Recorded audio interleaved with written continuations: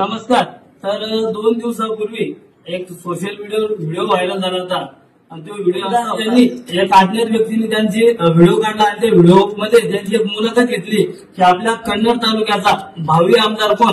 तर हा गुरुदास अपंग माणूस असताना यांनी मनोज भाऊ पवार हे आपल्या 2024 चे भावी आमदार म्हणून नाव घोषित केलं. तर हा व्हिडिओ समाजसेवक मनोज भाऊ पर्यंत पोहोचला असता तर मनोज भाऊ यांनी या व्हिडिओची दखल घेऊन आज त्यांच्या वडिलांच्या पित्र निमित्त त्या ठिकाणी पित्रदान म्हणून या ठिकाणी गुरुदास भाऊ यांना ड्रेस व एक थोडीशी आर्थिक मदत या ठिकाणी केलेली आहे. तर मनोज भाऊचे आम्ही चिंचोली लिंबाजी गावाच्या वतीने त्यांची या ठिकाणी गरिबाची जाण असताना जर आपल्या कन्नड तालुक्यामध्ये कोणी माणूस असेल तर ते फक्त मनोज भाऊ पवार आहे.